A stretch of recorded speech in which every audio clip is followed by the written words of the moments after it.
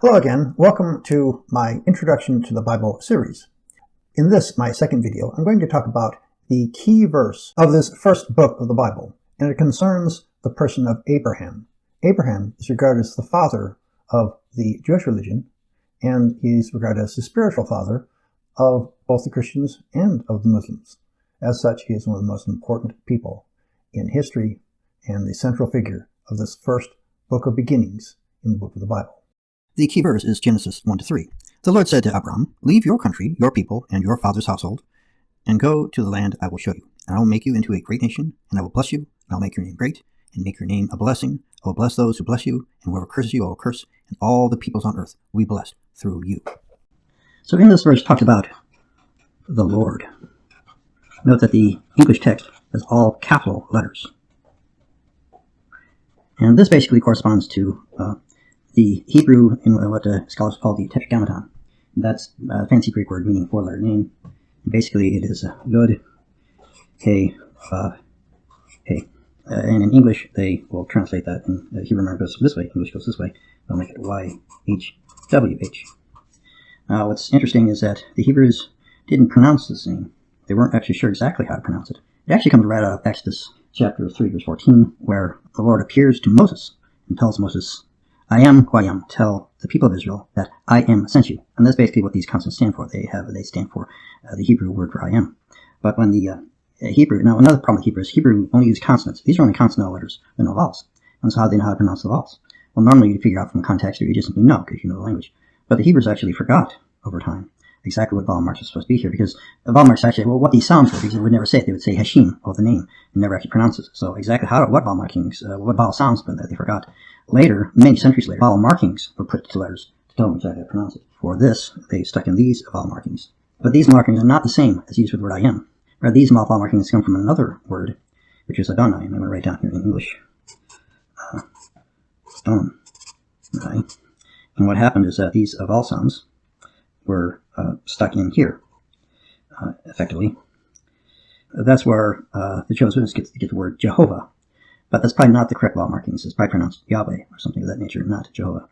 But when the Jews said they didn't say Jehovah, what they said was Adonai, because when they saw these vowel markings and they saw the name Hashim and they saw these vowel markings, they knew not to say the name, but instead to hold that name in reverence, and instead they just say Adonai. And Adonai is simply the word for Lord or Master in Hebrew. And so that's where the name comes from, and it's reverential. But basically when it talks about the Lord in this passage, it is using the name of the God of Israel, Yahweh. And when in the English text, when you see that Lord in all capital letters, that's what it's referencing. When it's using Lord letters, it may be made other words like Adonai or other possibilities. Abraham was called from Ur of the Chaldees. Well, where is Ur of the Chaldees? Look at this map of the Middle East as it existed between 3,000 and 4,000 years ago. If you'll recognize the modern nation of Egypt over here, this would be Saudi Arabia. Over here would be Iraq. You'd recognize Syria in this area. This would be Turkey. There would be Lebanon, all the way down here. Right here is Israel today. And back then, in the time of Abraham, this is known as the land of Canaan. Canaan were the same as ancient Phoenicians, and these areas up here were also regarded as Canaanite. But the Promised Land in particular was this particular area right here, next to the Dead Sea and the Sea of Galilee, particularly the Hill Country. This was the land that God was going to promise to Abraham and his descendants. And this map comes from is a Macmillan Bible Atlas. A couple of professors of archaeology at Hebrew University and Tel Aviv University created it. It's a marvelous book, every page filled with maps. Highly recommend it, although it's probably a little dated by current standards. In the early 1800s, Ur was first excavated by a European archaeologist, and this was proclaimed as the city of Abraham. And the Chaldees inhabited this area. But there is a problem with identification. The Chaldees of this time existed almost 1,000 years after the time of Abraham. There are reasons to believe the Chaldeans had ancestors from up here. They actually may have migrated from this area and established their civilization then. And that brings me to ask where really was Ur of the Chaldees. I'm going to argue that Ur actually was up here. This is a modern city of Urfa in Turkey. There's a mosque there that honors this as the birthplace of Abraham. It is believed by early Jews that this was in fact where Abraham came from. There are good reasons to believe it because, well, one thing, we have a city of that name identified in some tablets at Ugarit. That were unearthed from Ugarit, in relatively recent times in the last 100 years. Also, Abraham's family was identified as having come from beyond the Euphrates River, which is right here. And whenever Abraham sent representatives to his relatives, they always came back to this area. And this is where Laban and Terah, Abraham's father, lived. Also, Ur is south of the Euphrates, and so it doesn't fit. And it doesn't fit the travels very well. If Abraham were to leave this area to go to Canaan, of course he wouldn't cross this desert. Instead, he would follow the Euphrates River up to about here, then follow trade routes across here and then down to the Promised Land that way. So I'm going to suggest that Ur is really up here. It's this ancient city in Christian times is known as Edessa. And I'm going to suggest that Abraham was called here. He began his migrations first going a fairly short way to Haran, where his father Terah lived, waited until his father Terah passed away, then continued to obey the call, migrating to the Jewish race down here into the Promised Land of Canaan, right here. The promise to Abraham is foundational to the Jewish faith and religions that spring from that root, such as Christianity. This promise was sealed with a covenant made between Abraham and God. A covenant is an agreement, similar to a treaty.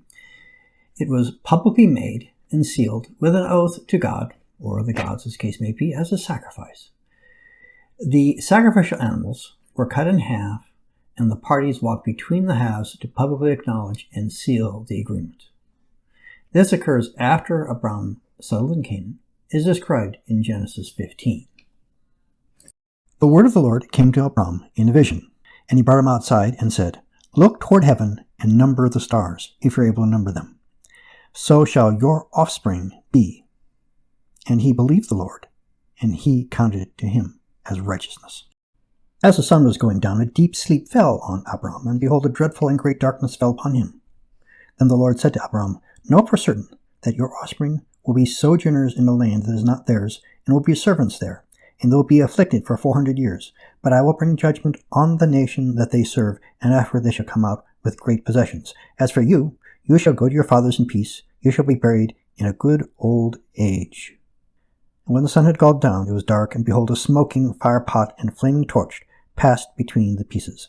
On that day the Lord made a covenant with Abram, saying, "To your offspring I give this land."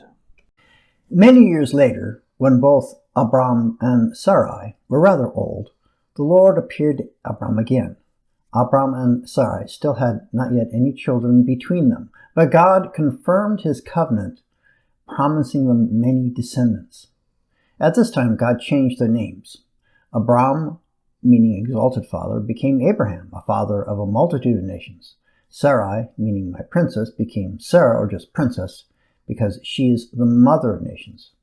At this time, God required Abraham and all his male descendants to be circumcised, making this the sign of this covenant in flesh, a practice Jewish people have kept to this day.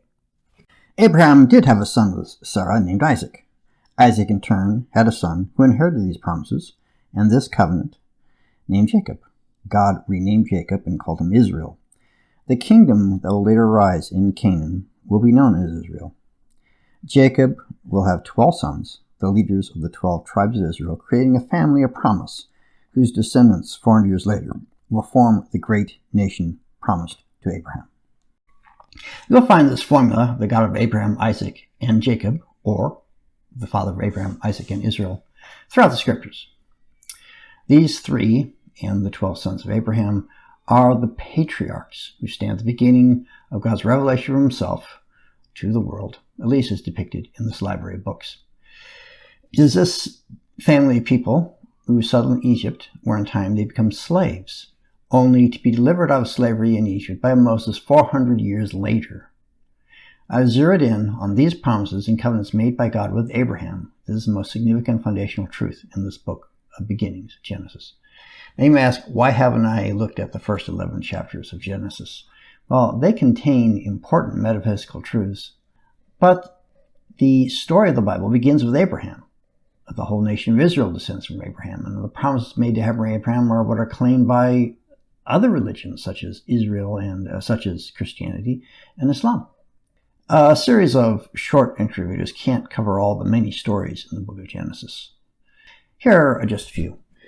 You'll read of the story of Hagar and Ishmael in chapter 16. Muslims claim descent from Ishmael. You'll read about the controversial story of Sodom and Gomorrah and their destruction by God in a pillar of fire.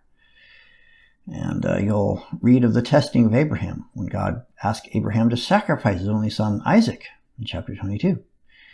You can read about Jacob's cheating of his brother Esau, and then Jacob's flight and his vision of a ladder into heaven. Then you'll read about Joseph, who is sold by his brothers, his jealous brothers, into slavery in Egypt, but in Egypt he rises to become vizier of the whole land. So I hope to see you next time in my introduction to the Bible series.